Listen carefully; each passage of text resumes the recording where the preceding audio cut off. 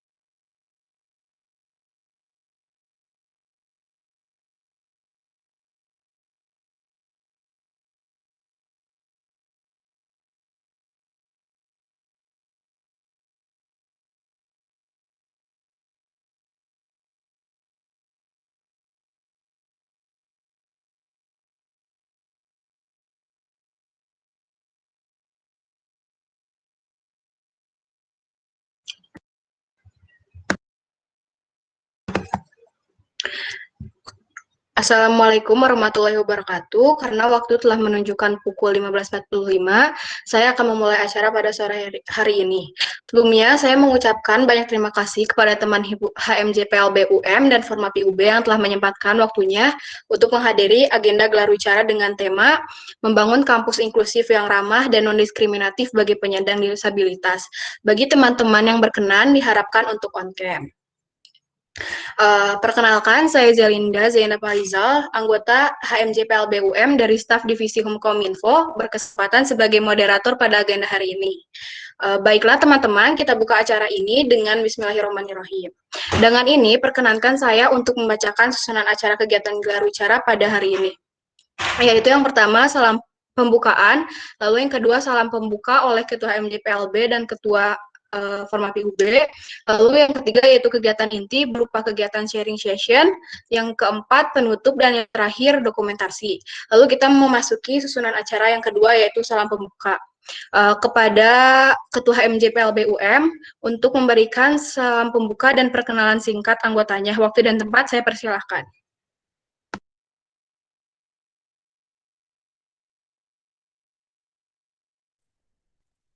Baik, terima kasih Mbak Izel. Apakah suara saya sudah terdengar? Sudah. Baik, sebelumnya Assalamualaikum warahmatullahi wabarakatuh. Salam sejahtera bagi kita semua. Salam, Om Swastiastu, Namo Buddhaya, Salam Kebajikan. Yang terhormat Profesor Dr. Muhammad Effendi MPD MKes selaku Ketua Jurusan Pendidikan Luar Biasa Universitas Negeri Malang. Yang saya hormati Bapak Dimas Arief Dewantoro MPD selaku Pembina HMJ PLB VIP UM 2021. Yang saya hormati Ketua Umum Formapi UB Saudara Afif Hussein Rashidi dan rekan-rekan dari Formapi UB serta seluruh pengurus HMJ PLB VIP UM yang berbahagia. Pertama-tama ucapan syukur Alhamdulillah kepada Tuhan Yang Maha Esa atas atas karunia-Nya kita dapat bertemu di acara LARA gelar bicara ini yang bertema membangun kampus inklusif yang ramah dan non-diskriminatif bagi penyandang disabilitas. Baik, sebelumnya saya ucapkan selamat datang kepada rekan-rekan dari Formapi UB. Saya mewakili teman-teman dari HMJ PLB UM mengucapkan terima kasih yang sebanyak-banyaknya kepada rekan-rekan dari Formapi UB, khususnya Kak Afif, yang sudah berkenan menerima undangan dari kami dengan senang hati. Di sini kami juga mengucapkan selamat ulang tahun yang ke-7 baru kemarin untuk Formapi UB. Semoga Formapi UB menjadi semakin jaya dan luar biasa tentunya. Oh ya, sebelumnya forum LARA ini tujuannya yang pertama tentunya untuk silaturahmi dengan Formapi UB, kemudian untuk saling diskusi juga mengenai topik yang sudah kami ringkas melalui tema yang sudah tertera. Kemudian harapannya kita bisa semakin akrab dan saling berbagi ilmu, bahkan bisa berkolaborasi nanti untuk kedepannya. Kami juga mohon maaf apabila dirasa masih kurang dalam menyambut rekan-rekan dari Formapi UB, dan kami berharap forum ini berjalan dengan baik dari awal sampai akhir nanti. Mungkin itu saja dari saya. Sekali lagi terima kasih dan mohon maaf. Selamat sore. Wassalamualaikum warahmatullahi wabarakatuh.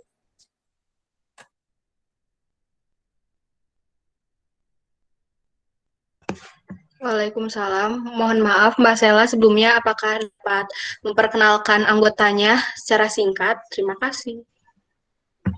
Oh ya, terima kasih Mbak Izel. Jadi saya ingin memperkenalkan teman-teman dari HMJ PLB UM. Yang pertama dari saya sendiri, saya Sela Gumani Cahya. Salam kenal, saya di sini sekarang menjabat sebagai Ketua Umum HMJ PLB UM periode 2021. Dan ada wakil saya, Mbak Eka Puput. Mungkin bisa say hi, Mbak Eka Puput. Halo teman-teman. Oke, itu wakil HMJ PLB UM. Kemudian Bu Sekum, Sekretaris Umum, bisa say hi.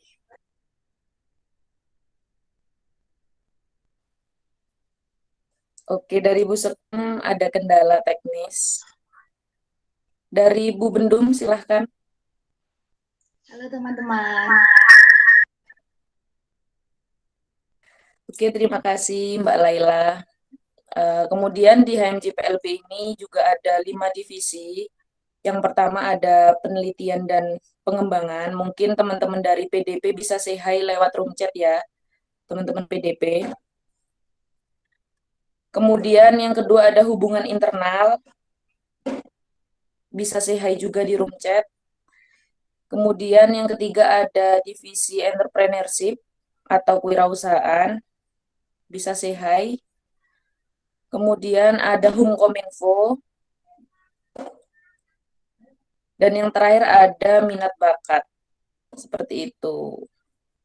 Jadi di HMJPLB UM ini terdiri dari 4 pengurus harian dan 5 divisi. Mungkin itu perkenalan singkat dari HMJPLB UM. Saya kembalikan ke moderator. Terima kasih. Baik, terima kasih banyak Mbak Sela atas salam pembuka dan perkenalan singkatnya. Selanjutnya, saya serahkan kepada Ketua Formapi UB untuk memberikan salam pembuka dan perkenalan singkat anggotanya. Waktu dan tempat saya persilahkan. Terima kasih. Cek, suara saya terdengar? Terdengar, Mas. Oke, Assalamualaikum warahmatullahi wabarakatuh. Selamat sore dan salam sejahtera buat kita semua. Yang terhormat kepada pembina, ketua jurusan, dan ketua umum HMJ PLB UM dan seluruh teman-teman UM ya, dari jajaran pengurusnya. Dan yang saya banggakan teman-teman Formapi yang telah menyempatkan waktunya untuk hadir di diskusi eksternal pada sore hari ini. Terima kasih saya ucapkan atas sambutan, atas ucapan selamat datangnya, ucapan selamat ulang tahunnya juga. Terima kasih buat teman-teman himpunan mahasiswa pendidikan luar biasa. Senang rasanya bisa berkumpul di sini, bisa berbagi ilmu, bisa bersilaturahim dengan teman-teman sekalian. Saya juga sangat antusias waktu dengar pertama kali diundang gitu ya untuk berdiskusi. Formapi sangat terbuka sekali buat menghadiri acara pada sore hari ini. Sebelumnya juga perkenalkan, nama saya Afif Hussein Rosidi selaku Ketua Umum Forum Mahasiswa Peduli Inklusi Universitas Brawijaya tahun 2021. Di Formapi ada 4 departemen. Ada Departemen Pendidikan, ada Departemen Humas, Departemen PSDM, dan Departemen Advokasi. Ada juga Sekretaris Umum dan Bendahara Umum. Mungkin teman-teman Formapi yang ada di sini bisa say hello.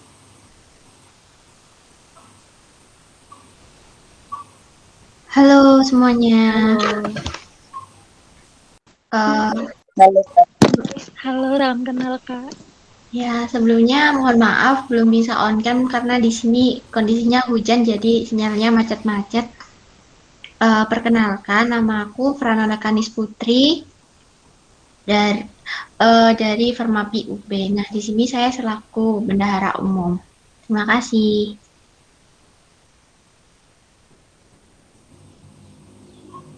Oke.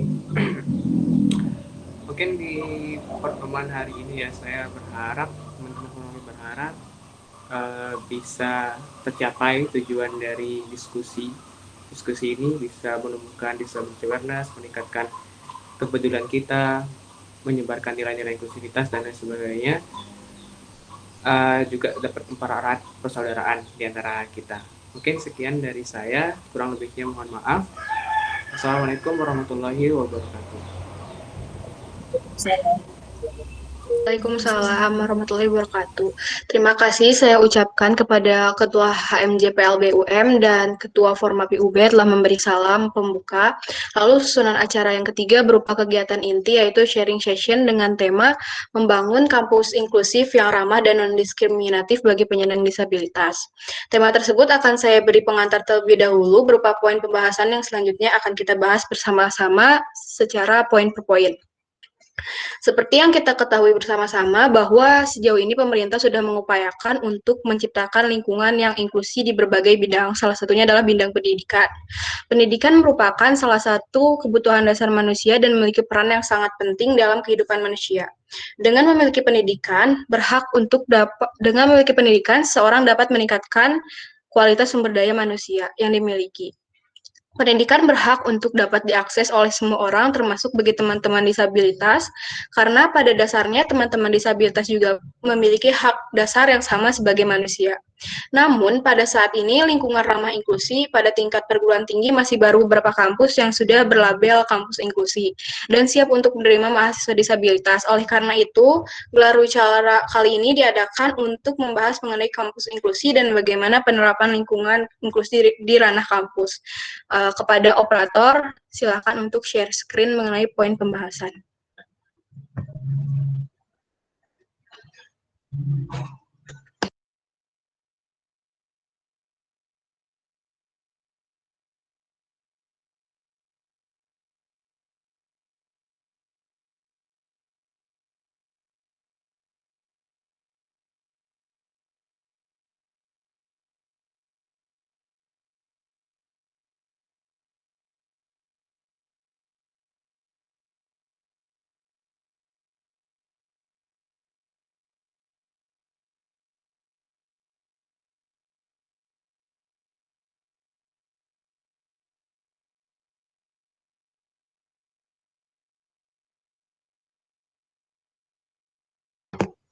Apakah boleh diperbesar?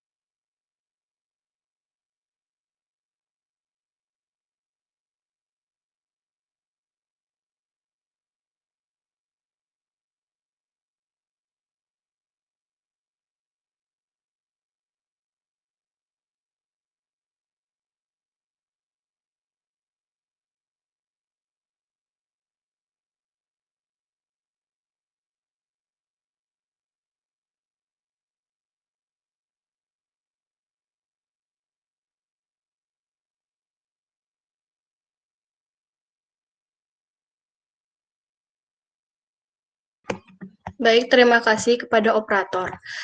Poin pembahasan yang akan kita bahas pada kali ini terdapat 4 poin pembahasan. Boleh next?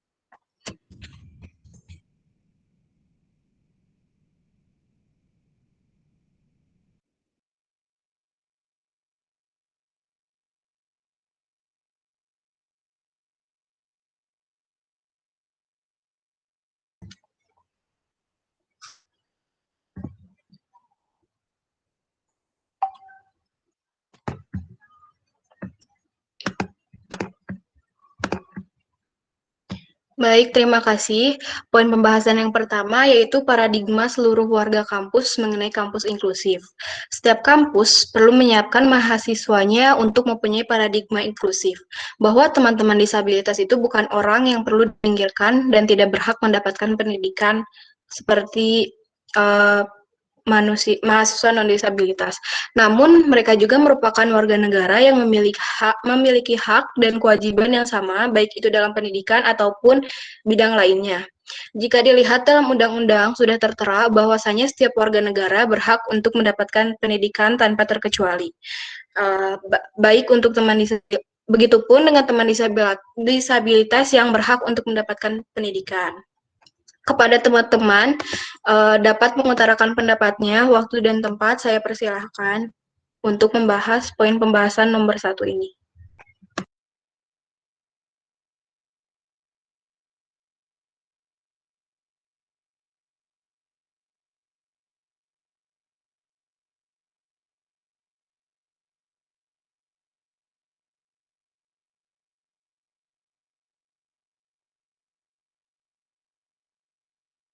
Bagi yang mau berpendapat dipersilakan untuk menekan fitur raise hand. Terima kasih.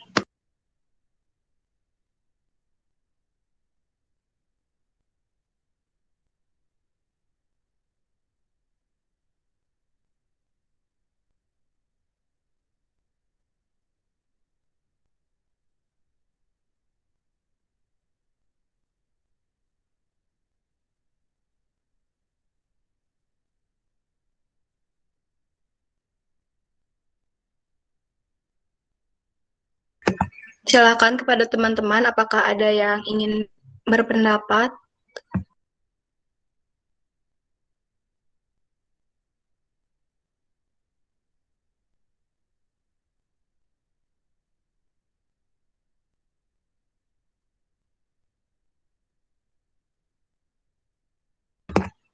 Silakan kepada Mas Afif.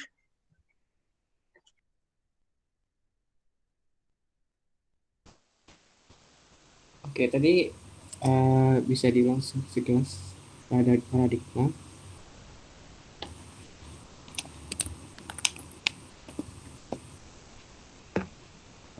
Baik, saya ulang. Paradigma seluruh warga kampus bahwa setiap kampus perlu menyiapkan mahasiswanya untuk mempunyai paradigma inklusif. Dan teman-teman disabilitas pun bukan orang yang perlu dipinggirkan atau tidak berhak mendapatkan pendidikan seperti mereka. Jadi, teman-teman disabilitas pun perlu mendapatkan pendidikan tanpa terkecuali seperti yang sudah tertera di undang-undang. Begitu. Oke. Sebenarnya kalau dari saya atau yang saya alami di UB, di Formapi gitu ya, pendidikan emang betul bukan untuk satu orang saja. Kalau misalnya kita lihat di undang-undang saja gitu ya, dalam pembukaan mencerdaskan kehidupan bangsa, bangsa ini kan bukan dia yang disabilitas atau bukan dia yang non disabilitas, tapi seluruh elemen masyarakat Indonesia gitu tanpa terkecuali. Dan konsep inklusi pun juga terdapat di pendidikan. Education for all kan itu untuk seluruh aspek apa ya, individu ya, seluruh individu. Dan dalam di sekolah pun atau dalam dunia pendidikan kita juga tahu bagaimana karakter orang, pribadi, perbedaan setiap siswa. Jadi menurut saya apa, pendidikan emang seharusnya emang inklusi gitu, untuk semua orang, tidak tidak untuk kelompok tertentu. Terus untuk menyiapkan paradigma, nah ini paradigma penting menurut saya gitu ya.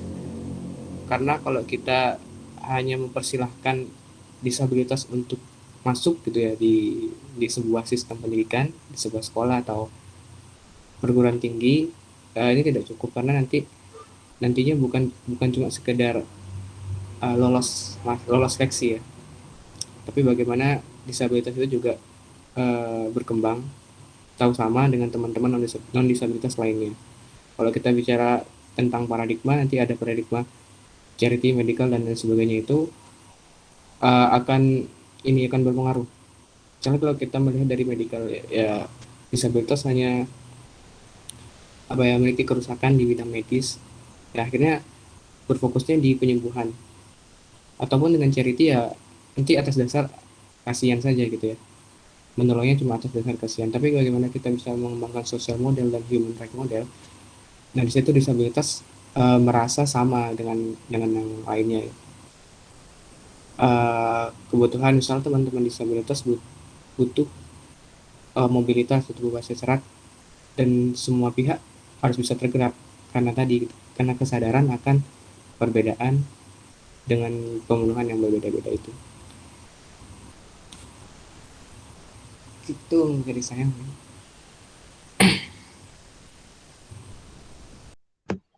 Baik, terima kasih kepada Mas Afif atas tanggapannya. Mungkin dari teman-teman yang lain ada yang ingin menanggapi tanggapan dari Mas Afif atau menambah. Silakan kepada Mas Hairul Rizky. Oke, terima kasih. Sebelumnya perkenalkan, nama saya M. Hairul Rizky.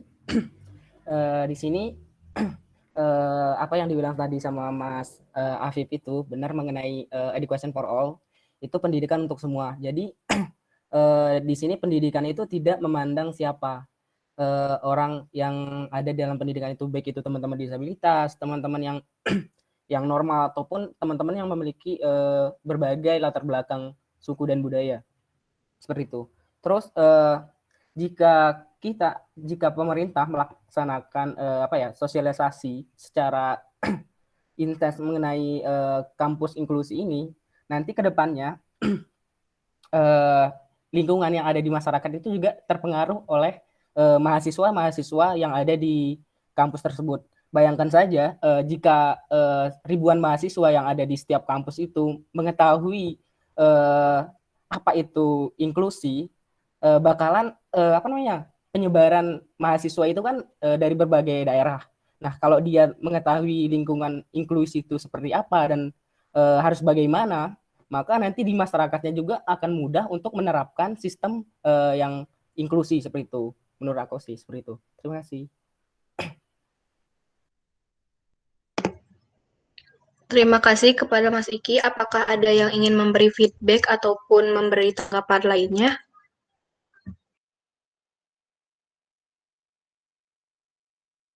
Silahkan kepada Mbak Sela. Baik, terima kasih Mbak Izel. Halo teman-teman, saya Sela Gumani. Mungkin saya ingin sedikit menambahkan dari Mas Afif dan Mas Iki itu tadi mengenai paradigma seluruh warga kampus mengenai kampus inklusif. Sebelumnya pengen tahu aja sih di sudut pandang teman-teman selama ini, kurang lebih di sini 40 lebih ya orang yang ada di dalam forum ini.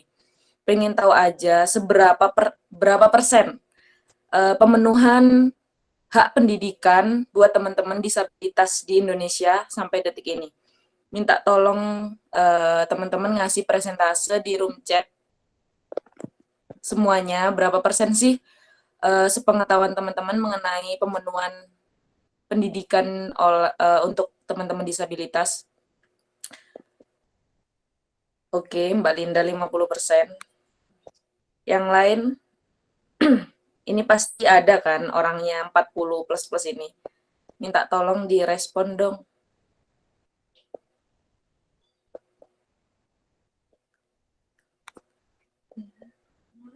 Oke, sebelumnya oke Mas Agung 20%. Kalau dari Mbak Linda sendiri nih, kenapa sih kok bisa 20%? Oh, 50%, mohon maaf. Halo Mbak Linda. Iya, halo Kak. Ya, mungkin Mbak Linda kan juga dari anak PLB nih, mungkin juga di luar berkecimpung dengan teman-teman disabilitas yang lain. Dari Mbak Linda, dari sudut pandang Mbak Linda nih, mengenai pemenuhan hak pendidikan buat teman-teman disabilitas itu 50% itu yang seperti apa? Monggo. Izin menjawab ya Kak. Jadi menurut saya eh, 50%-nya itu tadi karena yang pertama dari akses.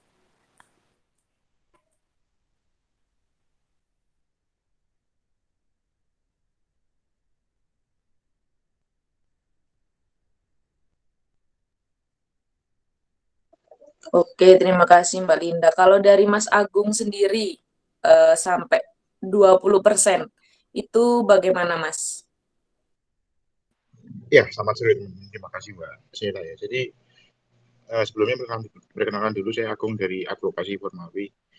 Jadi kenapa saya bilang 20%? Karena menurut saya yang digaung-gaungkan pemerintah selama ini hanya dalam proses penerimaan. Tapi setelah teman-teman disabilitasnya ini masuk, dalam artian masuk ke SMP lah, SMA, entah ke perguruan tinggi, yang ada mereka ini kebanyakan ya, saya nggak bilang semuanya, kebanyakan mereka untuk mencari fasilitas untuk memenuhi kebutuhannya di bidang pendidikan, mereka masih banyak mencari sendiri.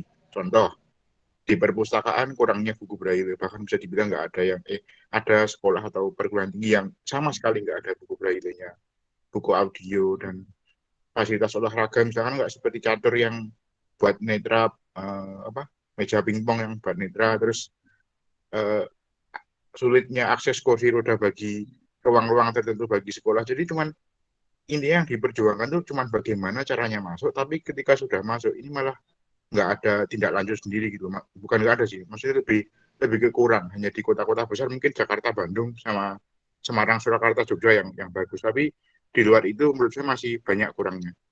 Makasih.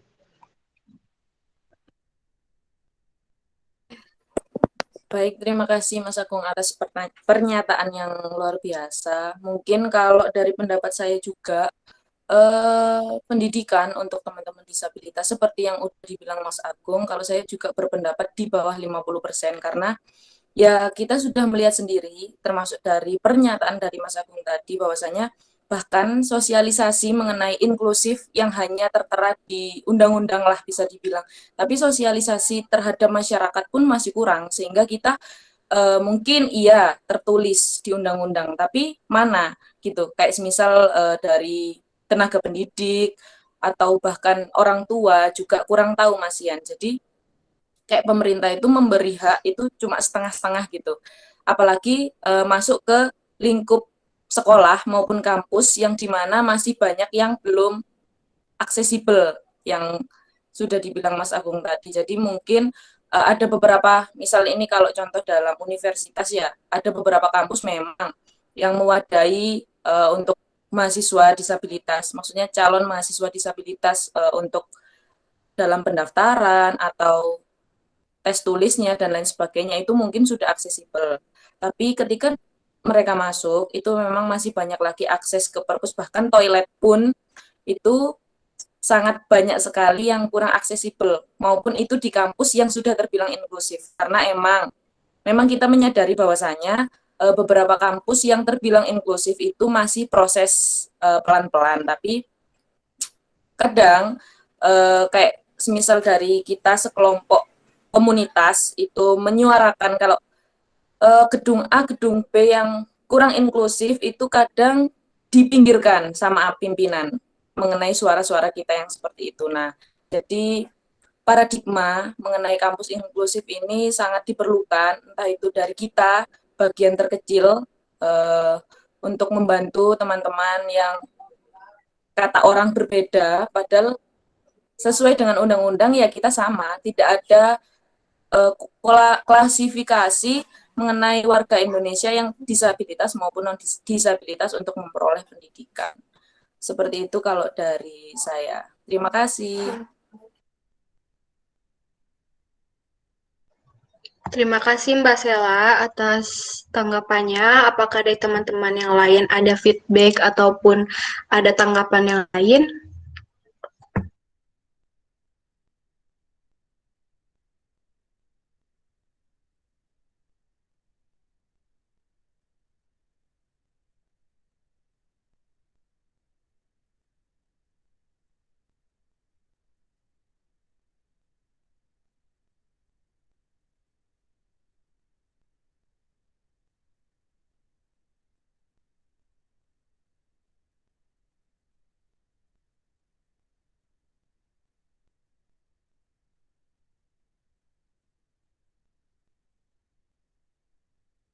Baik, mungkin sudah dirasa cukup.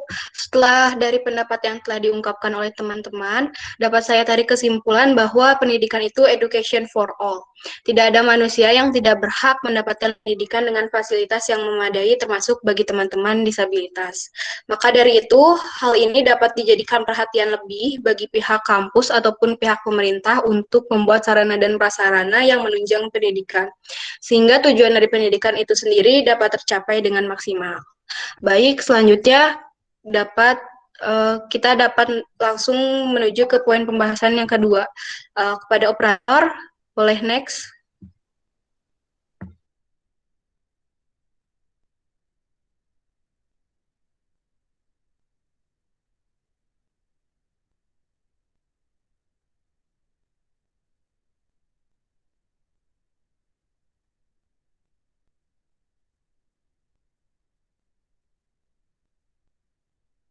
Baik, yang poin pembahasan kedua adalah lingkungan dan pelayanan kampus yang aksesibel untuk penyandang disabilitas. Menurut Presti Murti, kampus inklusi atau ramah disabilitas merupakan kampus yang memiliki 3 aspek penting. Aspek pertama yaitu aspek aksesibilitas fisik yang mencakup banyak hal, diantaranya adalah mahasiswa berkebutuhan khusus dapat mengakses segala sesuatu secara mandiri, memiliki sarana dan prasarana yang dibutuhkan pada saat proses belajar mengajar di kampus. Lalu aspek yang kedua adalah aspek aksesibilitas non fisik. Di antaranya penerimaan dari berbagai unsur kampus, misalnya mahasiswa, dosen, dan karyawan dalam memberikan pelayanan dapat maksimal. Selanjutnya aspek yang ketiga adalah adanya kebijakan atau sistem yang mewadahi tidak adanya diskriminasi dalam memperoleh pendidikan yang layak untuk mahasiswa berkebutuhan khusus. Seperti yang diungkapkan menurut Presti Murti, menurut teman-teman, apakah sejauh ini lingkungan dan pelayanan kampus lingkungan dan pelayanan kampus ini sudah inklusi atau belum? Menurut 3 aspek tersebut. Silakan waktu dan tempat dipersilakan bagi teman-teman untuk mengutarakan tanggapannya. Terima kasih.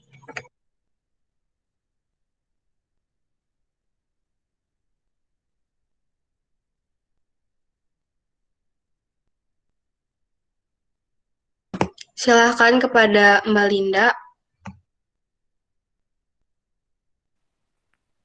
Ya, izin memberi pendapat. Menurut saya, kampusnya belum inklusi karena dari pengalaman saya pada saat kayak misalnya ada disabilitas gitu kan, dikasih tugas sama dosen. Nah, sementara disabilitas ini tadi mengalami hambatan penglihatan. Nah, di situ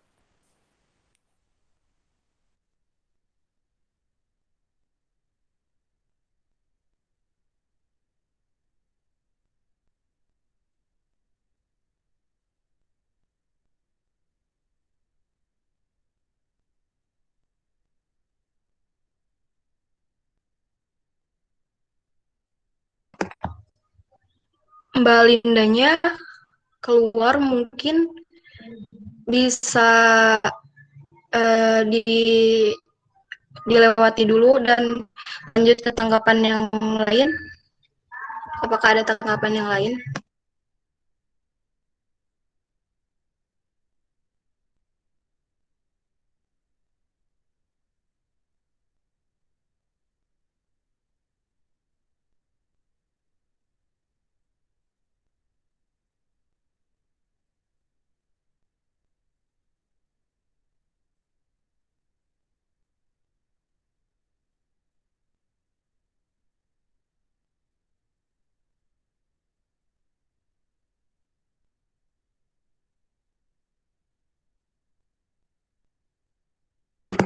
Baik, silakan kepada Mbak Sela. Baik, terima kasih Mbak Izel. Mungkin di sini saya pengen tahu juga, kalau ditanya kampus yang aksesibel kan berarti belum jauh-jauh dari kampus kita sendiri kan, yaitu UM maupun dari teman-teman Formapi yaitu UB. bukan maksud membandingkan, tapi di sini kita kan tujuannya saling tahu dan saling belajar. Pengen tahu aja sih kalau dari teman-teman UB itu di UB itu sudah seaksesibel apa sih Mas, Mbak? Mungkin dari Mas Afif atau teman-teman rekan Formapi yang lain yang bisa bantu menjawab. Nanti mungkin saya akan ngasih yang dari UM nanti, sudahkah seaksesibel itu? Seperti itu. Monggo.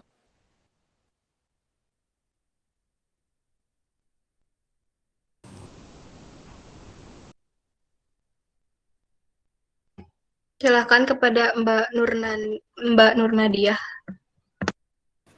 Oke, baik Mbak Moderator, dan terima kasih buat Mbak Sela tadi. Oke, jadi saya Nurnadia Salsabila dari Humas Formapi UB.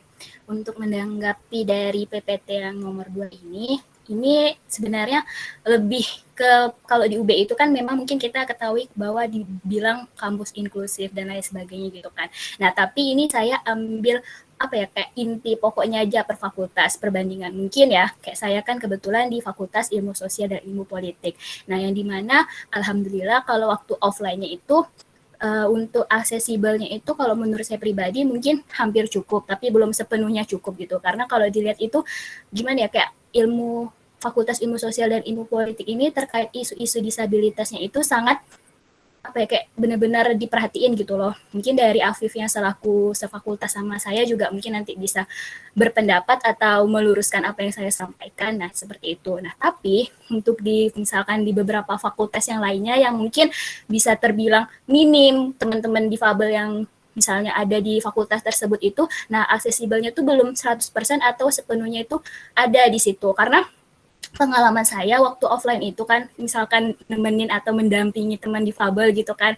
Nah, itu tuh kayak ngerasa wah ini nggak akses nih, misalkan mereka harus naik tangga gitu kan, naik tangga untuk misalkan ke lantai 4 gitu, sedangkan kondisi mereka itu misalkan tunanetra. Nah, itu menurut saya gimana ya, kalau dibilang kejam ya nggak kejam, tapi menurut saya kayak gimana sih kebijakan-kebijakan dari misalkan pihak-pihak yang berkepentingan gitu. Nah, kenapa tadi balik lagi saya bilang Fakultas Ilmu Sosial dan Ilmu Politik termasuk udah aksesibel walaupun masih belum 100%, karena walaupun misalkan online ini ya, mungkin Afif juga udah pernah ikut forumnya gitu kan. Nah, dari BEM dan DPM dari FISIP itu sendiri kayak apa ya, berusaha menaungi gitu buat teman-teman difabel dengan cara dibuatkan atau diadakannya forum-forum, walaupun mungkin saya yakin di fakultas-fakultas lain itu juga pasti ada gitu kan, nggak hanya saya ibaratnya pengen cuman apa ya, menceritakan tentang fakultas saya sendiri, enggak, ini cuman kayak apa ya, sepemahaman saya gitu. Nah, jadi kayak diadakan forum-forum kayak gitu dengan dengan dekan-dekannya, dengan pihak-pihak kampus atau fakultas yang berkepentingan itu, ditanya-tanya apa yang teman-teman difabel pengen kan, kayak gitu, diadakan forum-forum seperti itu yang menurut saya itu tuh sangat penting kayak gitu kan ya. Dan di situ juga yang paling poin pentingnya saya dapatkan adalah kan mungkin mereka-mereka itu masih kurang paham kan gimana sih cara untuk bisa aware atau gimana kayak peduli sama teman-teman difabel gitu kan. Nah, jadi itu dengan di situ tuh mereka paham gitu. Misalkan disuruh teman-teman difabelnya untuk bersuara, berpendapat, tapi ternyata kok diam, kok nggak ada yang berani speak up, kok kayak apa ya, kayak takut-takut nggak ada yang ngomong. Sebenarnya sama sih kayak kita pada umumnya gitu kan. Misalkan ibaratnya mau ngomong masih takut-takut, bingung mau menyampaikan. Nah, jadi tuh di situ dilakukanlah kayak dibilang bahwa diperlukannya pendekatan gitu sama teman-teman difabel, bukan yang ibaratnya kita yang ibaratnya yang normal aja, kayak misalnya disuruh jawab sesuatu aja kan kayak kadang takut gitu kan, sungkan, kayak aduh takut yang disampaikan diterima enggak sama orang-orang, apalagi misalkan mereka-mereka kayak gitu. Nah, jadi diperlukan pendekatan dan menganggap bahwa mereka itu ya sama aja, setara dengan kita, nggak usah perlu diistimewakan terlalu berlebihan gitu. Yang penting kita mengistimewakan mereka, tapi dalam artian kita tuh aware, peduli sama mereka, bukan karena menganggap mereka tuh kasihan, tidak bisa berdaya dan lain sebagainya, kayak gitu sih. Mungkin dari teman-teman Formapi khususnya ya, yang dari fakultas lain boleh bercerita, ini kita sharing-sharing bersama-sama, karena jujur ini seru banget. Terima kasih ya buat teman-teman HMJ, PLB, sukses selalu. Sekian dari saya.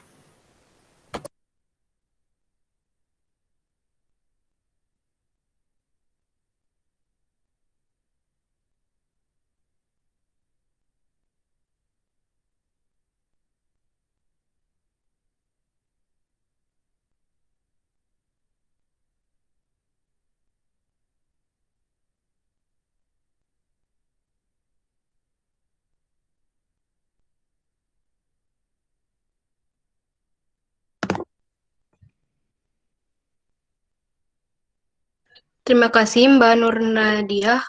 Baik, silakan Mas Afif. Oke, sebenarnya kalau ditanya udah inklusif atau belum, pasti akan banyak permasalahan ya. Karena mungkin di setiap tahun, baik itu dari BEM, Formapi sendiri ataupun EM, pasti kan ada apa namanya tuh aspirasi, ruang aspirasi gitu kan. Dan itu selalu terisi. Dan ironisnya isinya sama gitu. Kayak misalnya ambil contoh di fakultas gitu ya, tentang rem bidang miring. Ya itu ironisnya setiap tahun isi dari aspirasi kotak suara itu sama, pengadaan rem untuk UKM misal untuk LKM divisit gitu ya di Fakultas Sosial Politik di UB gitu, dan itu selalu diulang. Kalau bicara fakultas lain juga mungkin sama, ada bidang miring, ada tempat yang tidak ada remnya. Sebenarnya kalau dari sistem sendiri kan, dari sistem sendiri adanya jaring inspirasi, kita mendekatkan ke disabilitas itu udah bagus kan. Cuma mungkin tinggal gimana bisa konsisten untuk apa ya, untuk melakukan itu kan. Kalau dari pembelajaran, mungkin teman-teman disabilitas di UB ada namanya PSLD gitu ya, Pusat Studi Layanan Disabilitas. Bisa banyak terbantukan karena adanya pendampingan, bahasa isyarat gitu ya. Terus ada konseling juga di UB dan lain sebagainya. Cuma sekali lagi ada ironisnya juga. Seolah-olah mahasiswa yang bukan dari PSLD, yang bukan volunteer, akhirnya ketergantungan, seolah-olah mentergantungkan apa ya, memberatkan itu ke teman-teman dari PSLD gitu. Karena tidak ada pendamping nih dari teman disabilitas. Ditanya kenapa nggak ada pendampingnya gitu. Jadi seolah-olah harus nunggu dari PSLD. Itu ironisnya yang saya rasakan gitu ya. Kalau ya dari dosen sebenarnya udah melakukan pendekatan dari PSLD gitu ya, gimana caranya memberikan pembelajaran yang aksesibel. Tapi mungkin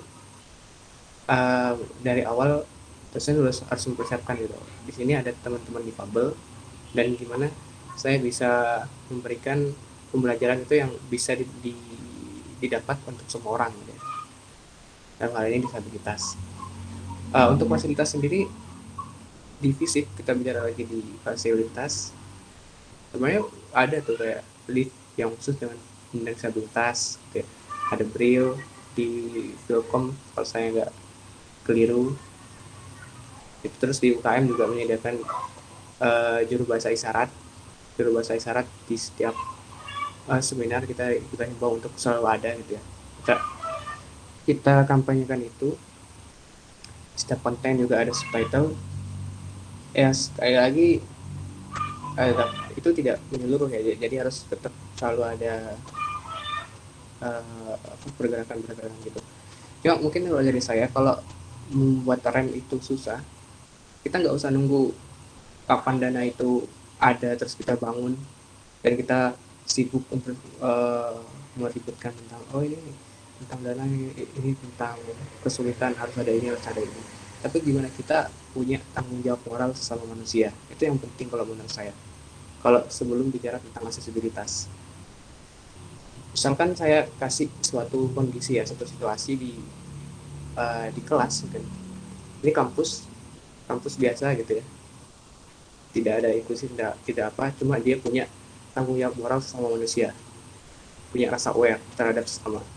Ada teman disabilitas tunadaksa, kursi roda, tangga, dia tidak usah mempertanyakan rem ada atau tidak, ini harus dibangun rem.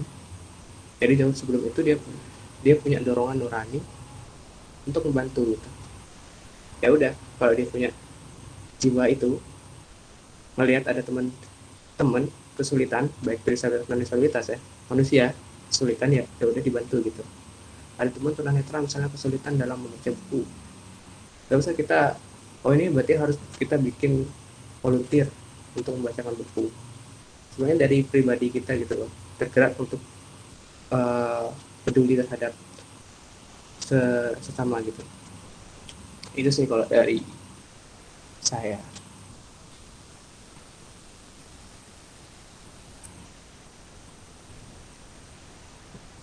Baik, terima kasih Mas Afif. Apakah ada feedback bagi Mas Afif, Mbak Nur Nadia, dan Sela, atau ada tanggapan yang lain? Terima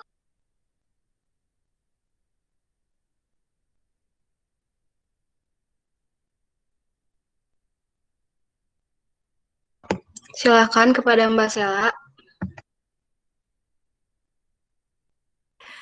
Oke, terima kasih sebelumnya Mbak Nur Nadia ya sama Mas Afif yang sudah berkenan menjawab pertanyaan dari saya mengenai seaksesibel apa sih atau mungkin se-aware apa sih mahasiswa-mahasiswa yang khususnya di UB karena tamunya dari Formapi UB. Jadi kalau cerita dari sisi UM sendiri yang dimana UM juga termasuk kampus inklusif katanya dan di sini juga ada jurusan pendidikan luar biasa yang mana lebih apa ya sebenarnya lebih ada daripada di UB yang belum ada kan jurusan pendidikan luar biasa. Namun ironi sekali tetap sama saja sih sebenarnya kalau dari sarana dan prasarananya itu masih kurang. Mungkin dari UM itu lebih fokus ke beberapa fakultas yang memang ada mahasiswa difabel itu tadi. Semisal kalau di UM itu lebih banyak di FIP, Fakultas Ilmu Pendidikan, yang mana di PLB sendiri itu banyak memang teman-teman dari teman-teman difabel maksudnya. Kemudian untuk fakultas-fakultas lain itu mungkin hanya ada 1 atau 2 seperti itu. Kemudian dalam respon untuk membuat seaksesibel apa sih, itu sebenarnya dari pimpinan sendiri itu lebih fokus ke yang ya ini aja deh, ini karena banyak kayak gitu. Jadi tidak benar-benar keseluruhan seperti itu. Sedangkan kita nggak tahu gitu kan. Walaupun mahasiswa VIP kita juga bisa jalan-jalan ke FEB kayak ke FIS kayak gitu-gitu. Bahkan di VIP sendiri itu mungkin ada kayak akses kursi roda, kemudian gedung beberapanya sudah pakai lift. Namun menurut saya itu kadang masih setengah-setengah. Misal nih ada lift. Lift biasanya untuk teman tunadaksa, bisa juga untuk teman tunanetra. Nah, di mana teman di lift itu sebenarnya dibutuhkan audio voice recorder biar kayak tahu dia berhenti di lantai berapa. Nah, itu belum ada. Kalau yang saya pantau, jadi ada lift tapi belum ada audionya. Jadi teman-teman tunanetra belum tahu dia turun di mana kalau tidak bersama temennya atau yang sudah OM sebelumnya seperti itu. Jadi apa ya? Apa? Apa sih bahasanya? Kayak cuma cap gitu loh, inklusif atau aksesibel itu cuma sebagai label doang. Tapi dalamnya ternyata sangat-sangat kurang seperti itu. Sedangkan seperti yang udah dibahas sama Mbak Nur Nadiah juga mengenai BEM atau DPM-nya yang sudah open aspirasi, kita udah mengisi, kadang tanggapan mereka juga masih nol ya kan. Sangat sangat menyedihkan gitu. Walaupun yang sudah kita bahas di poin 1 tadi mengenai undang-undang tentang inklusivitas yang katanya A, B, C, tapi memang benar-benar masih kurang. Tapi ya dengan mungkin bisa dengan adanya kita, insya Allah lah kita pelan-pelan cuma bukan hanya sebatas mengisi angket, tapi benar-benar bisa membantu teman-teman difabel yang jangan sampai mendiskriminatifkan mereka. Seperti itu. Itu dari saya. Terima kasih. Terima kasih Mbak Sela. Apakah masih ada feedback ataupun tanggapan yang lain?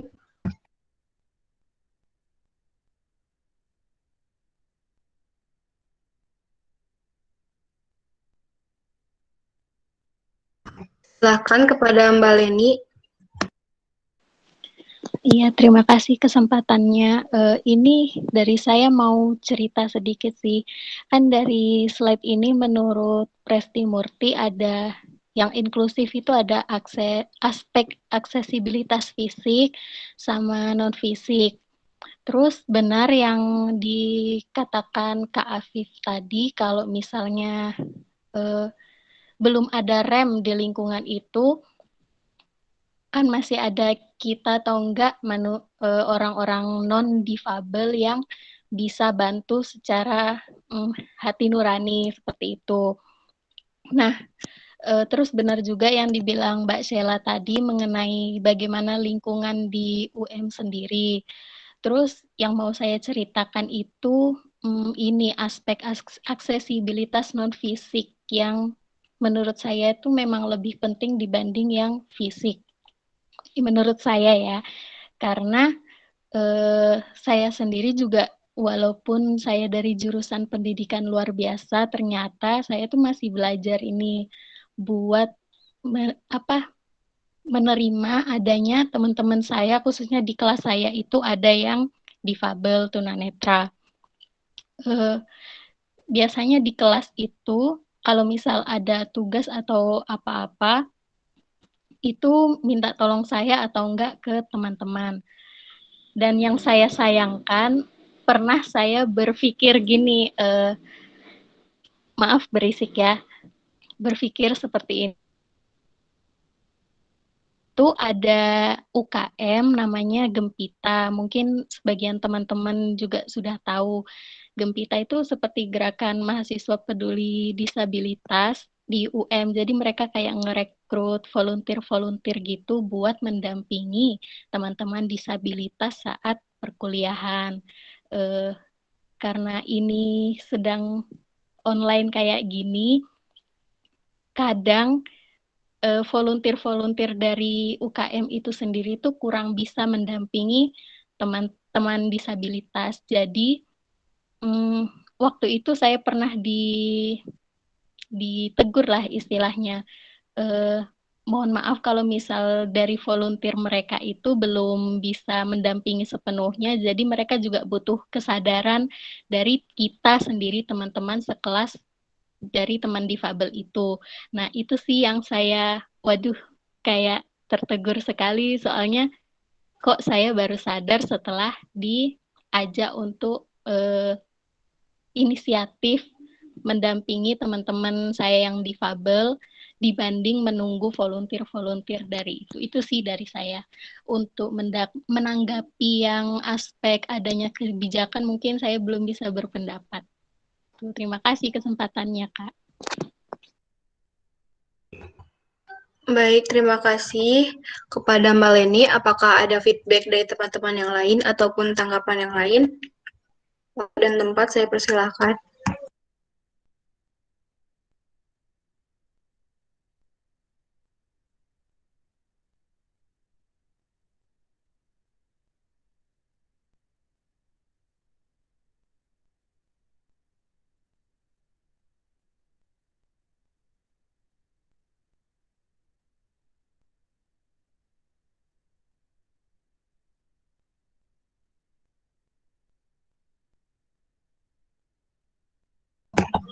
Apabila sudah tidak ada tanggapan ataupun feedback lainnya, dapat saya tarik kesimpulan bahwa nyatanya masih banyak kampus yang belum terlalu maksimal dalam aksesibel dan memenuhi 3 aspek penting yang dinyatakan oleh Presti Murti.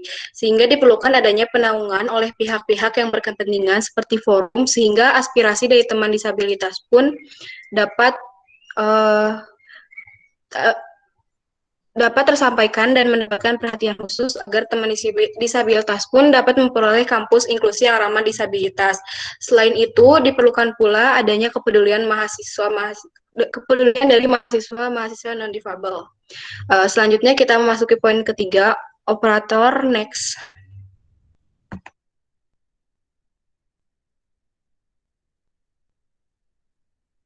Baik, terima kasih. Poin ketiga yaitu urgensi lingkungan inklusi di ranah kampus. Kampus merupakan tempat mengenyam pendidikan tinggi di mana mahasiswanya atau peserta didiknya datang dari berbagai latar belakang yang berbeda-beda.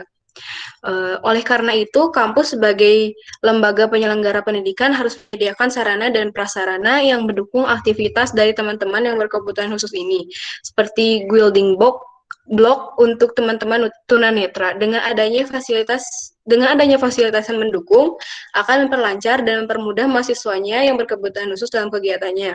Seperti yang sebelumnya telah diungkapkan oleh Mas Afif, bahwa kotak forum dari tahun ke tahun masih tetap sama, yang mungkin berarti aspirasi tersebut yang telah disalurkan masih belum terlaksanakan. Menurut teman-teman, apa yang harus kita lakukan sebagai mahasiswa agar pihak lingkungan kampus pun peduli dan menjadikan perhatian penuh bagi teman-teman disabilitas, sehingga pihak kampus pun dapat memperhatikan sarana dan prasarana yang sangat dibutuhkan oleh teman-teman disabilitas. Kepada teman-teman yang ingin berpendapat, waktu dan tempat saya persilahkan.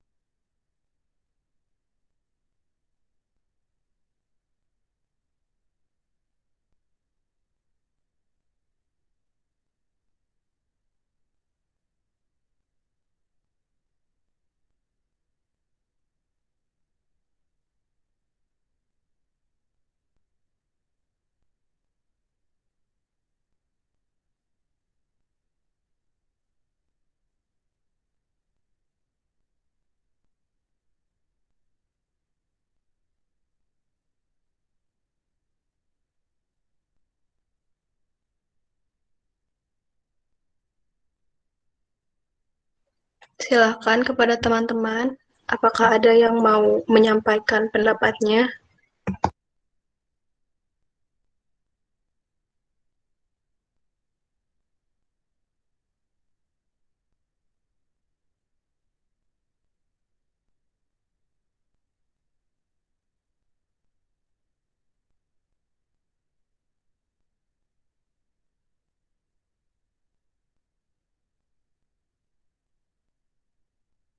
Silakan kepada Mas Afif.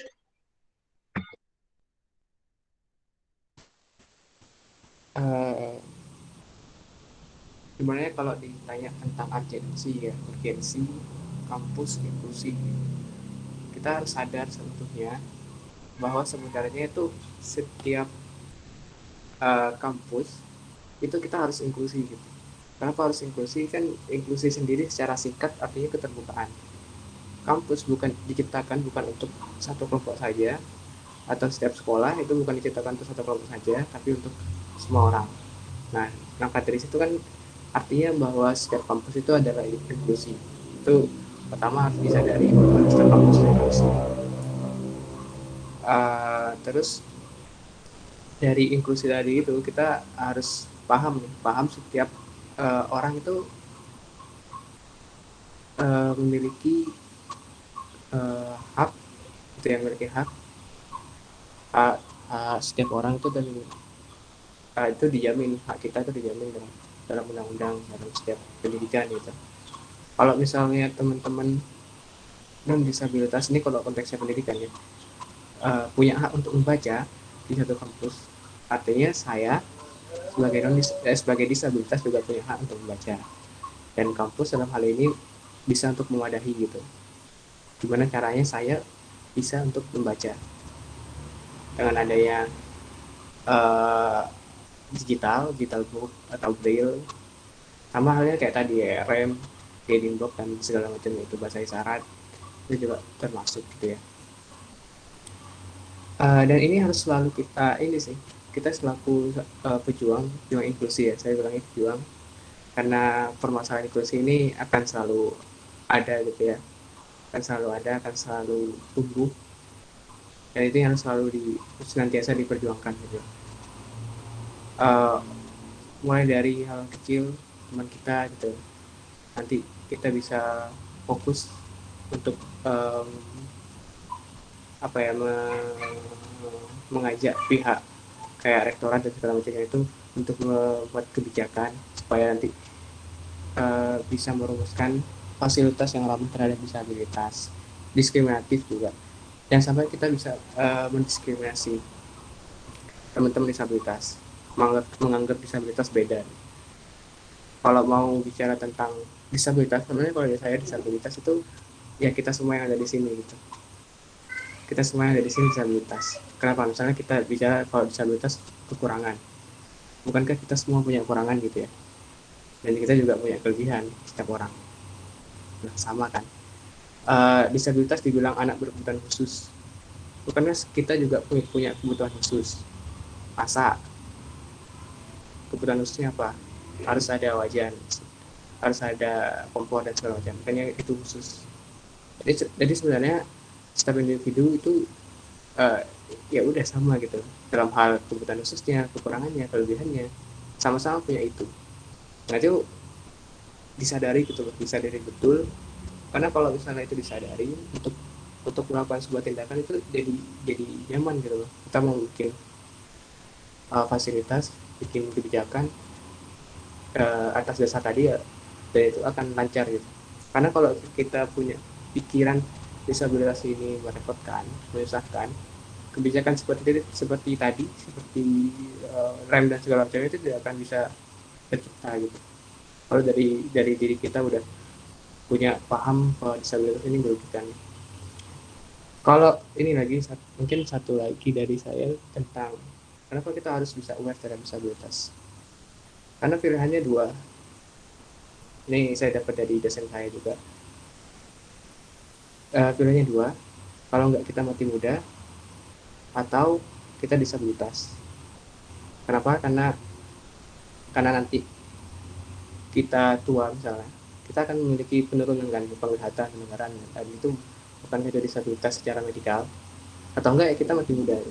Jadi semua orang punya potensi untuk disabilitas, atau mungkin lebih jauh lagi kita adalah disabilitas. Nah, sebenarnya kalau dari aku lebih ke pemahaman itu sih, untuk membuat semuanya bisa jalan gitu, tentang membangun lingkungan yang bersih. Pukul 16.47 menit. Era memberi dukungan.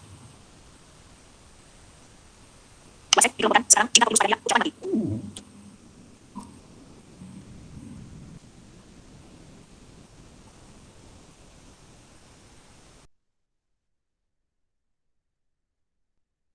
Baik, terima kasih kepada Mas Afif atas pandangan dan pendapatnya. Kepada teman yang lain, apakah ada feedback ataupun tanggapan lainnya? Silakan kepada Mbak Vidya. Iya, lalu apakah suara saya bisa terdengar dengan jelas? Bisa, Mbak.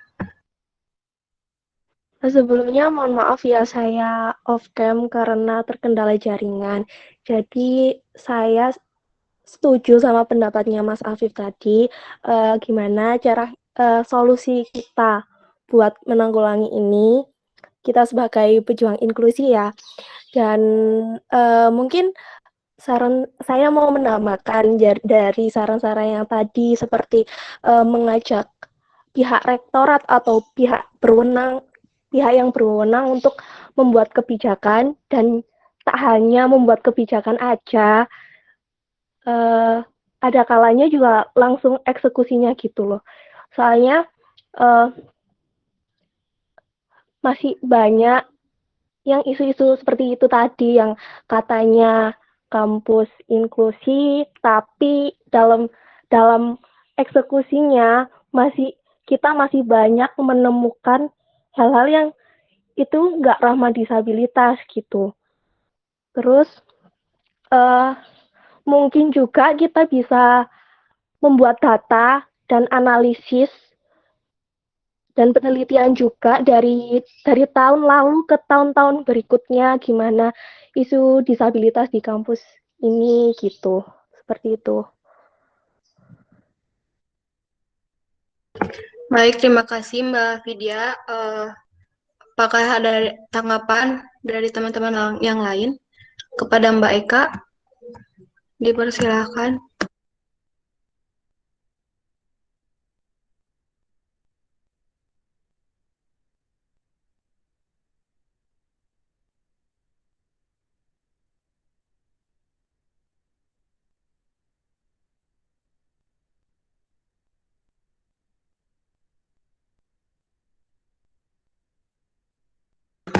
Oh iya, silakan kepada Mbak Nahidlul.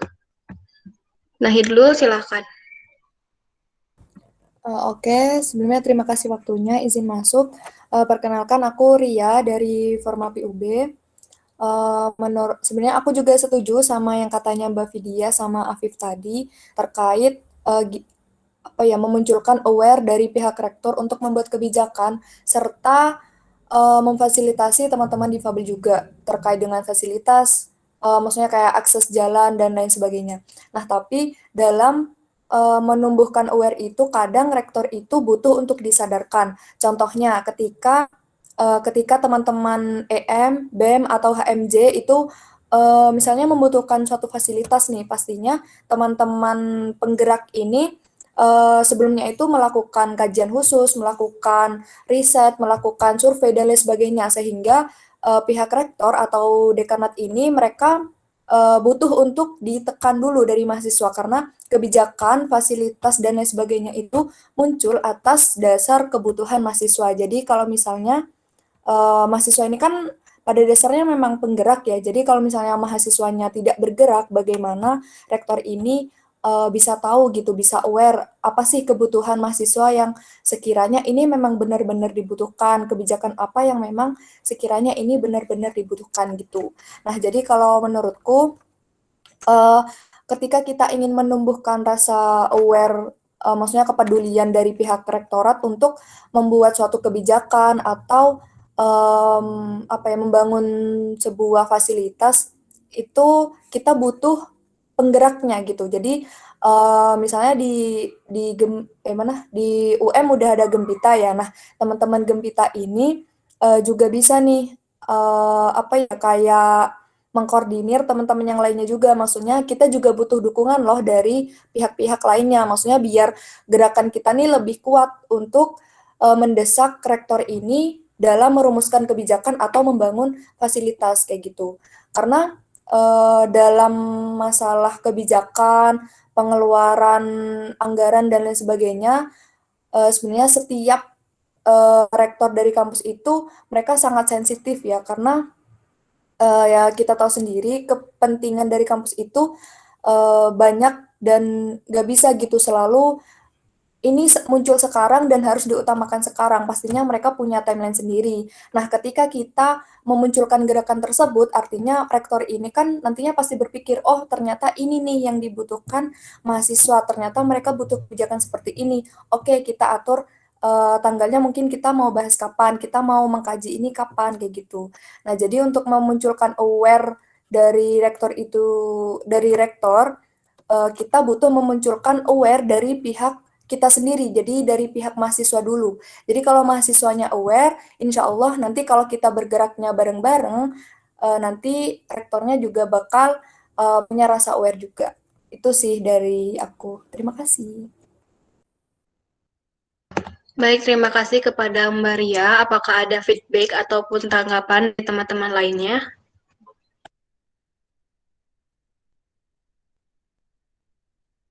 Silakan kepada Mbak Sela. Baik, terima kasih Mbak Izel, terima kasih juga Mas Afif, terus Vivi sama Mbak Nahidlul. Ini ya Mbak Nahidlul ya.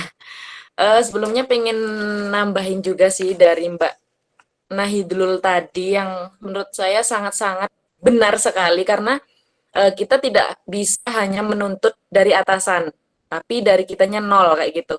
Jadi mungkin banyak kayak open aspirasi, mungkin BEM, DPM, bahkan HMJ sendiri yang menurut saya sebagai saya yang ada di HMJ juga itu belum sampai gitu loh. Jadi kan emang HMJ, anggap saja HMJ ini adalah komunitas terkecil di dalam kampus yang di atasnya ada BEM, ada DPM, DM, FDM atau apalah itu sampai nanti akhirnya ke rektorat. Jadi kalau memang pengen menyadarkan atau lebih tepatnya kayak perlu sosialisasi entah itu dari pihak mahasiswanya sendiri maupun dari pihak rektorat karena di sini kita membicarakan kampus berarti atasannya kan pihak rektorat kayak gitu.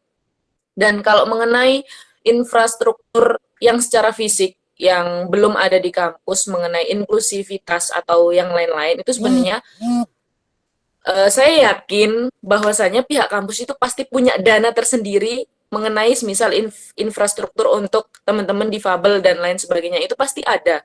Cuman untuk eksekusinya atau merealisasikannya itu belum ada karena apa? Ya dari kita sebagai mahasiswa yang bisa disebut dengan tanda kutip penggerak itu tadi, itu belum ada gitu loh. Jadi pihak rektorat juga nggak ternotis dengan, oh ternyata di sini kekurangan kayak gitu. Ya kalau diibaratkan negara kita Indonesia, nggak semuanya Pak Jokowi tahulah apa yang terjadi di desa A, B, dan C kalau dari masyarakatnya nggak ada yang bilang kayak gitu.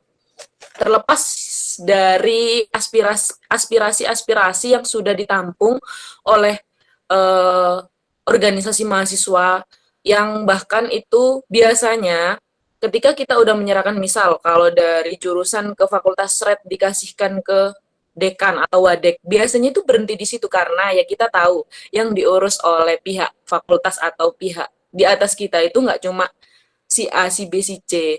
Mungkin kita lebih ngasih notice aja bahwasanya Pak, Bu, di sini loh butuh ini kayak gitu.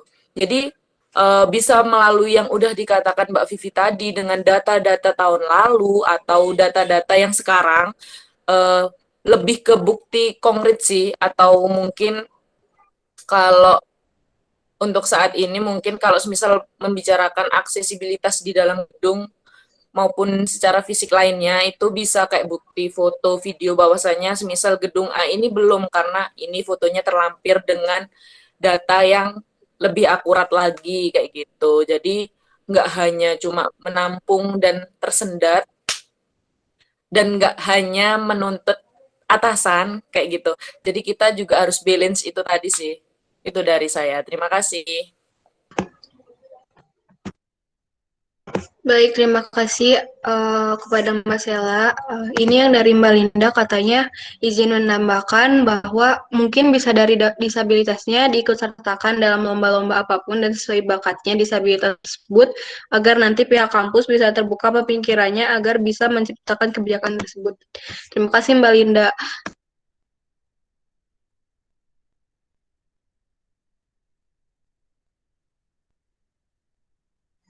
Selanjutnya dapat saya tarik kesimpulan bahwa kita sebagai pejuang inklusi senantiasa perlu memperjuangkan sekalipun dari hal yang terkecil sehingga kita dapat mengajak pihak-pihak yang berkaitan dapat memperhatikan aspirasi yang telah disampaikan oleh mahasiswa sebagai penggerak agar pihak kampus pun dapat membuat kebijakan yang terbaik bagi teman-teman disabilitas karena pada hakikatnya semua manusia perlu adanya keseimbangan dan keadilan dalam menjalani kehidupannya termasuk bidang pendidikan.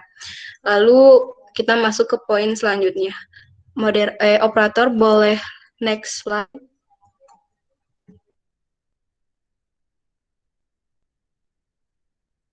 Baik, terima kasih. Poin pembahasan yang terakhir yaitu katanya kampus inklusi nyatanya ilusi. Selama ini pemerintah sudah mengupayakan untuk menciptakan lingkungan inklusi di bidang pendidikan dari jenjang pendidikan dasar hingga jenjang perguruan tinggi. Namun pada kenyataannya masih ada kampus yang belum menerapkan hal tersebut. Padahal sudah tertera dalam Undang-Undang Nomor 8 Tahun 2016 tentang penyandang disabilitas yang mendorong inklusivitas penyandang disabilitas dan juga Peraturan Menteri Riset Teknologi dan Pendidikan Tinggi tahun 2017 yang mengharuskan setiap universitas untuk memberikan layanan bagi mahasiswa penyandang disabilitas. Seperti yang telah kita bahas pada poin sebelumnya bahwa banyak kampus yang katanya sudah berlabel inklusi namun nyatanya hanya ilusi. Kepada teman-teman apakah masih ada yang mau memberikan tanggapan atau pandangannya tentang poin ini? Waktu dan tempat saya persilahkan.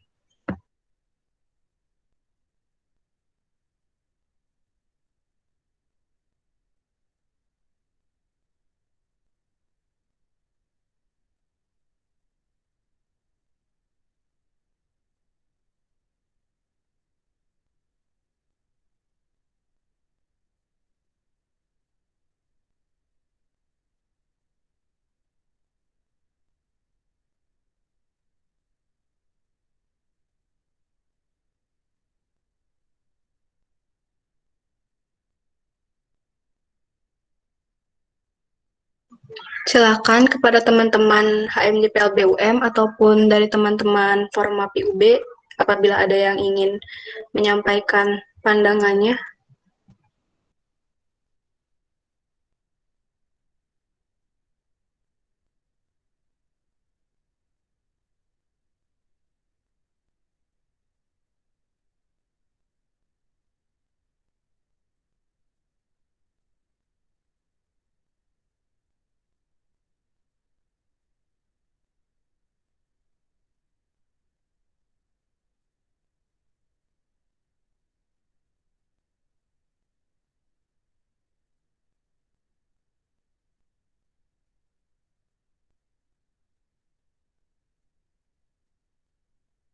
Mungkin sudah tidak ada pandangan atau tanggapan lain karena sudah dibahas pada poin-poin sebelumnya. Karena seluruh poin pembahasan telah kita bahas bersama-sama, sebelumnya operator boleh memberhentikan share screen.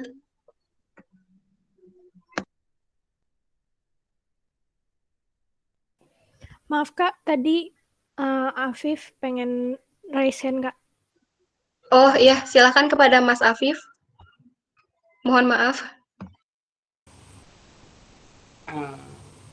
Tapi sebenarnya udah bener sih, udah dibahas di sebelum-sebelumnya. Cuma aku tertarik aja di kata-katanya yang labelnya inklusi, ternyata cuma ilusi. Kan kalau ilusi sebenarnya ada tapi nggak ada gitu ya.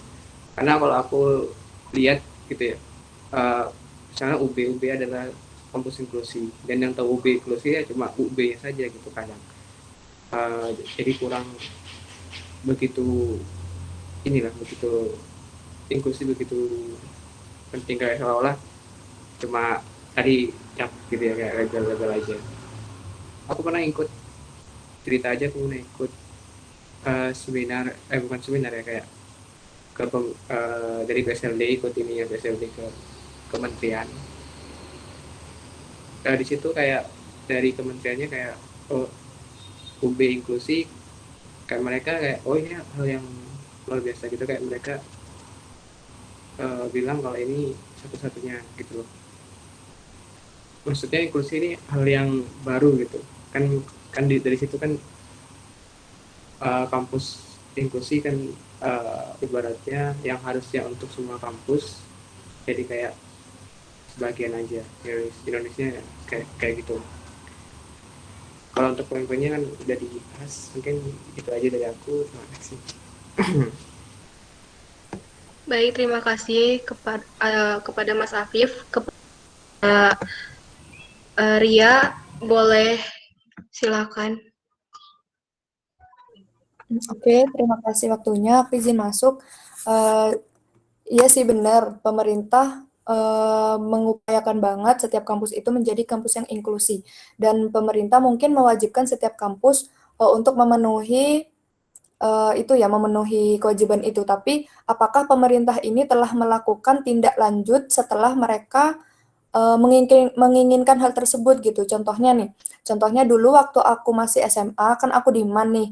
Nah, MAN ini dalam naungan Departemen Agama kan. Nah, Depak ini menginginkan setiap madrasah ini memiliki musola dan dengan lingkungan yang bersih. Nah, kemudian dari pihak Depak ini mereka pasti melakukan survei langsung gitu, kayak kalau mau akreditasi sekolah itu kan pasti ada survei langsung.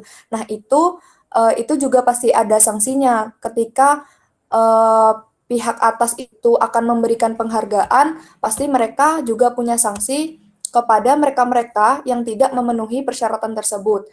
Nah, kalau dalam pandangan aku sendiri, pemerintah ini, aku juga belum tahu persis ya, apakah pemerintah ini telah melakukan survei lapangan langsung terhadap setiap kampus setelah pemerintah ini mewajibkan setiap kampus untuk menjadi kampus yang inklusi atau bagaimana, aku juga kurang tahu. Tapi menurut Undang-Undang Nomor 8 tahun 2016 tentang penyandang disabilitas itu dan Peraturan Menteri tahun 2017 itu, barusan aku baca di situ tidak tertera sanksi terhadap pihak manapun. Jadi nggak ada sanksi di situ, hanya mengatur bahwa teman-teman disabilitas ini punya hak yang sama seperti yang manusia normal pada biasanya. mereka punya hak yang sama dan memiliki kewajiban-kewajiban tertentu juga. Pokoknya kita adalah sama gitu. Di undang-undang itu cuma mengatur yang seperti itu dalam bidang politik, dalam koperasi, dalam pendidikan, kesehatan dan lain sebagainya. Tapi di situ pemerintah tidak menspesifikasikan bagaimana sih kampus yang inklusi itu dan apa punishment-nya terhadap kampus yang tidak memenuhi persyaratan itu. Jadi menurutku ketika mereka mewajibkan, maka mereka juga harus punya sanksi atau penghargaan atas kewajiban tersebut kepada setiap kampus. Jadi kalau misalnya mereka cuma nyuruh tapi nggak survei langsung, ya sama aja kayak ngomong doang gitu. Jadi pihak kampus ini juga bisa jadi mereka tuh kayak meremehkan gitu loh. Oh ini nih kan, oh iya wajib, ada nggak sih hukumannya gitu. Pasti mereka kan pihak kampus itu mikirnya kayak gitu, ada nggak sih hukumannya kalau kita nggak kayak gini, ada nggak sih punishment-nya atau gimana, apa apa ya kayak nanti kita bakal dikasih gelar kayak gimana atau digimanain gitu sama pemerintah. Nah kan buktinya tuh nggak ada, jadi oh ya udah deh mending kita kerjain yang lainnya dulu. Jadi pihak kampus tuh mungkin yang mereka kurang aware mikirnya tuh kayak gitu. Itu sih menurutku. Terima kasih, cukup. Baik, terima kasih Mbak. Apakah ada tanggapan atau pendapat dari teman-teman lainnya?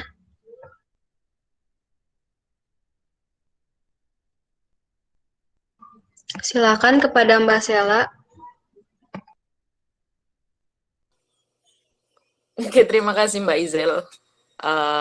Ini mungkin saya menambahkan sedikit, bukan menambahkan sih, mungkin 11-12 sama yang udah disampaikan Mas Afif sama Mbak Ria tadi. Jadi emang apa ya, kayak lucu aja sih setelah didengar-dengar dan dipahami seperti itu. Kayak yang pertama mungkin memang kurang sosialisasi entah itu dari pihak pemerintah yang bahkan ini karena kita kuliah kayak gitu. Kita kuliah tahu undang-undang tentang disabilitas dan lain. Ini karena saya kuliah PLB lah kasarnya. Kalau saya nggak kuliah PLB, saya nggak tahu. Oh ternyata ada ya undang-undang mengenai disabilitas. Ya karena kembali lagi kesadaran rakyat yang minim juga. Terus mereka keingintahuannya juga minim. Kayak ya udah undang-undang selama ini hanya tertulis saja. Seperti yang udah dibilang kayak mereka itu hanya membuat di atas kertas tapi tidak ada keterangan lebih jelas dan nggak pernah apa ya udah kurang sosialisasi. Kemudian mungkin yang sekarang lebih sering saya dengar itu kalau mengenai inklusif itu udah banyak kayak sekolah SD SMP yang memang membuka untuk ABK. Namun memang dibatasi, misal dalam tahun ajaran ini itu hanya menerima 2 dengan ketunaan yang sudah dibedakan juga. Sedangkan di mana sih orang tua yang nggak mau anaknya sekolah di reguler. Namun ketika sudah melalui seleksi yang sedemikian rupa, kemudian udah diterima nih si anak kayak gitu. Di dalam sekolah pun itu tetap kayak ya udah aku udah melunturkan kewajibanku sebagai sekolah inklusif yang menerima ABK. Namun di dalamnya anak itu tidak terayomi lah kasarannya gitu. Ya, it's okay sih kalau emang digabung sama kelas reguler nggak apa-apa banget karena emang uh, sama rata itu tadi. Tapi kan pasti ada pelayanan-pelayanan khusus yang seharusnya sekolah itu memprogramkan hal tersebut karena sudah memutuskan untuk menjadi sekolah inklusi. Nah, itu kalau sampai detik ini masih kurang banget malahan. Apalagi di mana kayak SD yang di mana di situ pembentukan karakter awal anak itu sangat-sangat kurang sekali. Jadi sangat miris kayak gitu. Jadi pemerintah itu memang perlu ya karena mungkin aku sama sih sama Mbak Ria tadi kayak belum pernah ada aja yang cek langsung kayak semisal mau akreditasi kayak atau mau apa itu kayaknya belum ada sih yang cek oh kamu udah inklusif atau gimana gitu belum ada. Jadi ya atau wawasan kita yang terlalu kecil ya. Tapi ya semoga next kita bisa lebih tahu lagi. Itu terakhir dari saya. Terima kasih. Saya kembalikan.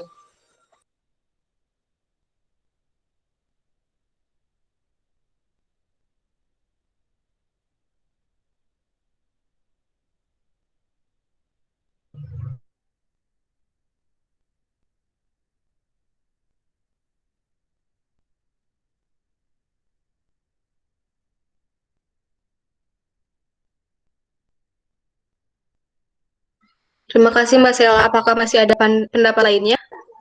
Mungkin sudah dirasa cukup, saya tarik kesimpulan bahwa perlu adanya tindak lanjut dari pemerintah untuk survei langsung apakah kampus tersebut sudah benar-benar sudah benar-benar inklusi atau hanya sekedar ilusi saja.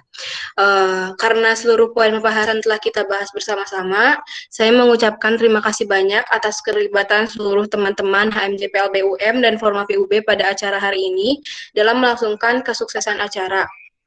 Saya sebagai moderator pamit undur diri, mohon maaf apabila ada kesalahan, baik yang disengaja ataupun tidak disengaja. Selanjutnya ada ucapan terima kasih dari kami untuk Formapi UB yang telah menerima undangan dari kami. Kepada operator boleh share screen.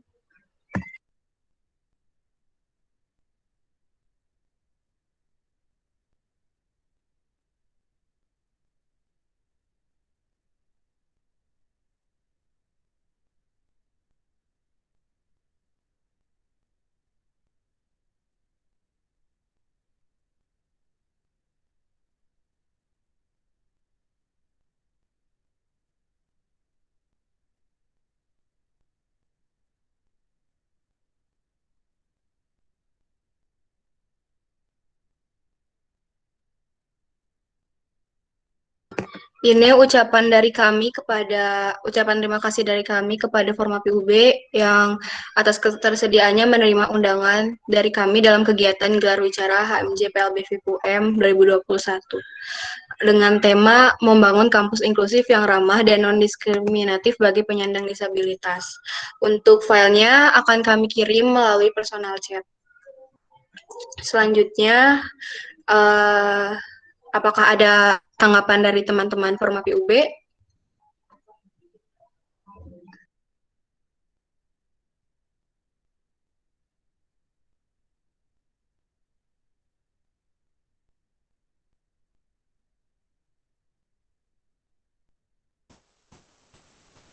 Mungkin terima kasih ya sebesar-besarnya ke teman-teman HMJ PLB.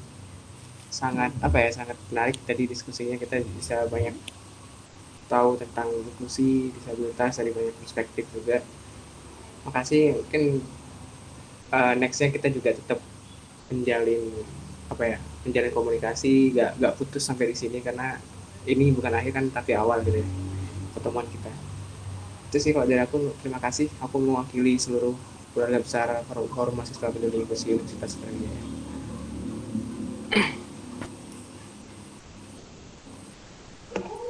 Baik, terima kasih kembali kepada Formapi UB dan kepada Mas Afif dan teman-teman Formapi UB lainnya. Selanjutnya kita ada di susunan acara yang terakhir yaitu dokumentasi. Kepada teman yang bertugas untuk dokumentasi saya persilahkan.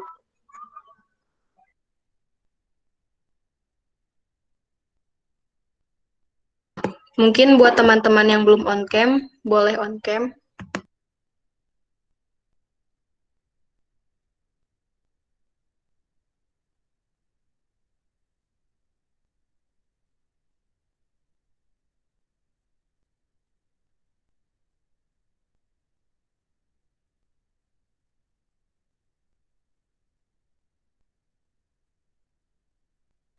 Kepada Linda, apakah sudah bisa? Masih ada yang belum on cam, Kak.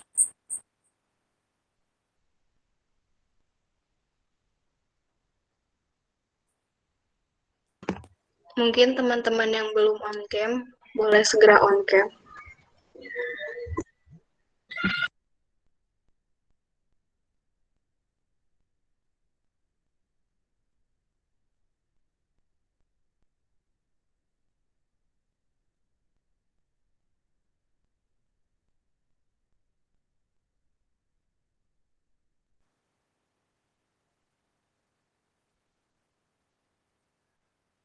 Bisa dimulai.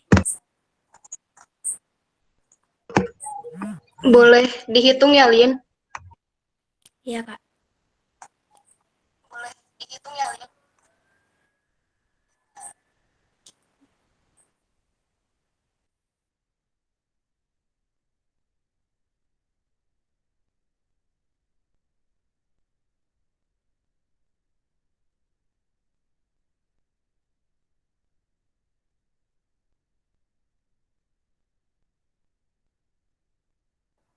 Oke, mungkin dari saya yang 1, dokumen. 2, 3. Lagi. 1, 2, 3.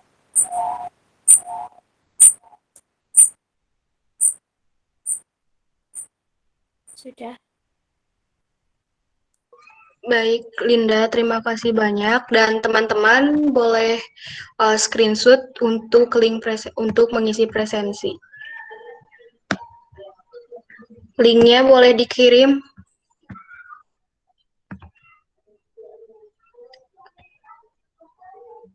Linknya ada di room chat ya.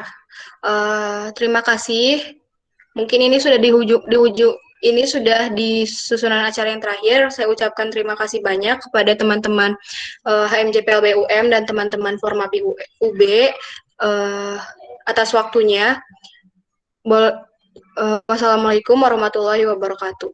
Jangan lupa isi presensi. Makasih. Waalaikumsalam warahmatullahi wabarakatuh. Waalaikumsalam. Terima kasih semuanya. Terima kasih teman-teman HMJPLB.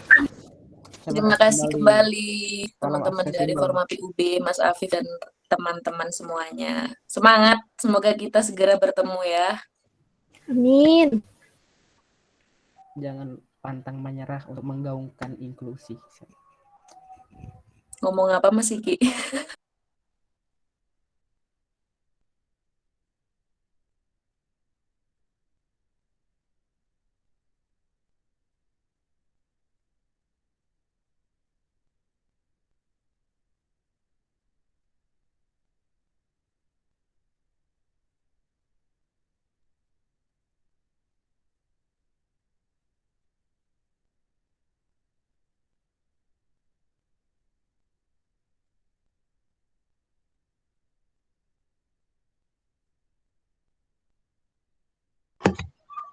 Boleh meninggalkan room meeting. Terima kasih.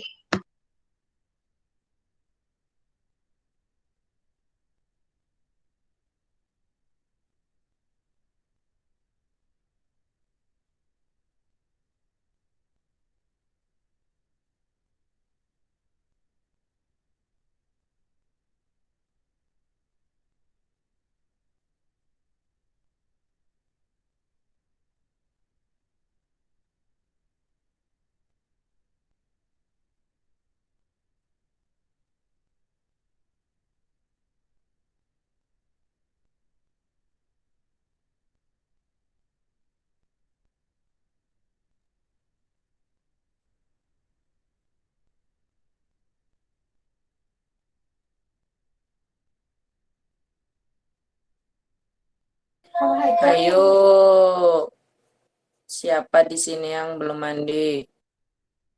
Mbak Sela. Mbak Nela.